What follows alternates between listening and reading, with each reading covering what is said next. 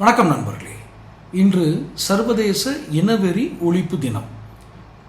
சர்வதேச அளவில் பல நாடுகளில் இனவெறி என்பது பல்வேறு உருவங்களில் உருவாகி அது மக்களுடைய வாழ்வாதாரத்தை எப்படியெல்லாம் அளித்தது, அந்தந்த நாடுகளுடைய தேசிய பொருளாதாரம் எப்படியெல்லாம் பாதித்தது என்பது சர்வதேச வரலாறு. அதை பேச ஆரம்பித்தா அது நீண்ட விவாதம்.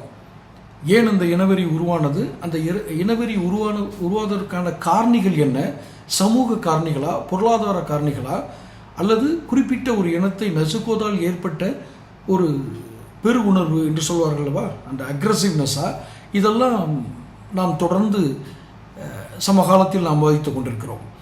இந்த சர்வதேச இனவெறி ஒழிப்பு தினத்தில் முக்கியமாக நாம் நினைவு கூற வேண்டியது ஒரு தமிழராக இலங்கையை.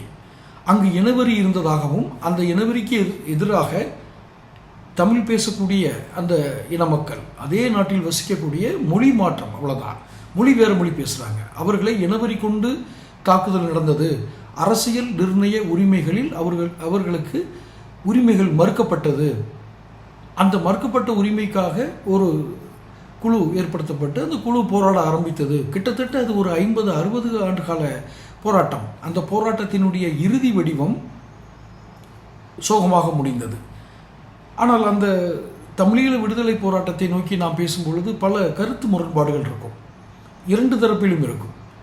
அந்த அங்கு இனவெறி ஆரம்பித்தது, அதை எதிர்த்து போராடியவர்கள் ஆயுதம் ஏந்தியிருக்கக்கூடாது அல்லது ஆயுதம் ஏந்த வேண்டிய நிர்பந்தம் ஏற்பட்டது. இதற்கு தூண்டுகோலாக அமைந்தது இந்த விஷயம், இந்தந்த தலைவர்கள் என்று இந்த வரலாறு பல்வேறு அம்சங்களை கொண்டது தமிழீழ போராட்ட வரலாறு. இருப்பினும் அது ஒரு இனவெறி போராட்டத்திற்கு எதிரான, இனவெறிக்கு எதிரான போராட்டமாகத்தான் சர்வதேச உலகம் கண்டது. முதலில் இந்த சர்வதேச இனவெறி ஒழிப்பு தினம் ஏன் ஆரம்பிக்கப்பட்டது? 1960 தென்னாப்பிரிக்காவில் உள்ள ஷார்ப் வில்லே அப்படிங்கிற நகரத்தில் அமைதியான முறையில் மார்ச் 21 அன்று நடந்த ஆர்ப்பாட்டம். அப்போது கருப்பின மக்கள் மீது துப்பாக்கி சூடு நடத்தியது அன்றைக்கு இருந்த அரசாங்கம், அந்நாட்டு காவல்துறை. இந்த சம்பவத்தில் 69 பேர் கொல்லப்பட்டனர். இந்த துயர நிகழ்வு நிறவெறிக்கு எதிரான உலகளாவிய போராட்டத்தின் ஒரு திருப்பு முனையாகத்தான் பார்க்கப்படுகிறது.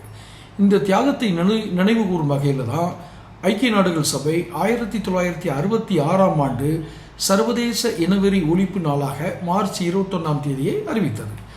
இந்த விழிப்புணர்வு ஏற்படுத்துவதன் மூலமாக என்ன சொல்ல வருகிறார்கள்?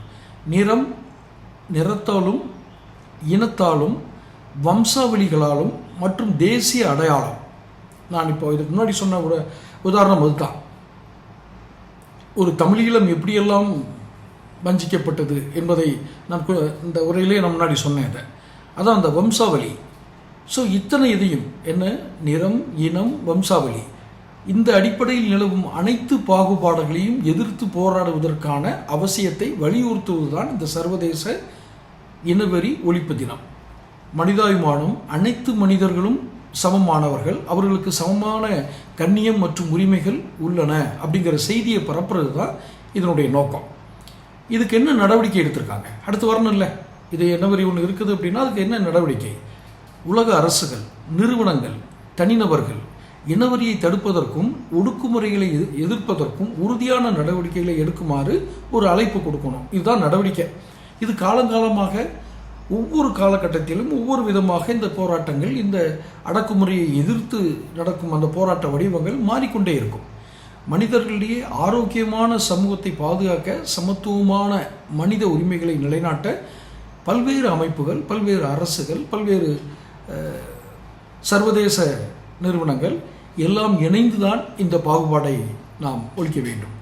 இன்றைக்கு சமகாலத்தில் நடந்து கொண்டிருக்கிற யுத்தம் கூட அது போன்ற ஒரு யுத்தம் தான் என்றுதான் நாம் தோன்றுகிறது. ஏன்னா எல்லாத்தையும் சமமாக நினைச்சிருந்தா ஒரு நாடு இன்னொரு நாடு மீது தாக்குவது, அந்த நாடு மற்ற நாடுகளை தாக்குவது, இதெல்லாம் தவிர்க்கப்பட்டிருக்கும். ஸோ இந்த ஆண்டு 2026ஆம் ஆண்டு சர்வதேச இனவெறி ஒழிப்பு தினம் மார்ச் 21 மிக முக்கியமாக கருதப்படுகிறது. காரணம், இப்போது நிலவும் வளைகுடா நாடுகளில், மத்திய கிழக்கு நாடுகளில், அந்த மேற்காசிய நாடுகளில் நடைபெறக்கூடிய யுத்தம். இந்த யுத்தம் இனவெறி காரணமாக ஏற்பட்டதா, எண்ணெய் வளத்தின் மீது ஏற்பட்டதா, ஒரு நிலையான பொருளாதாரத்திற்காக ஏற்படுத்தப்பட்டதா, இதெல்லாம் வேறு.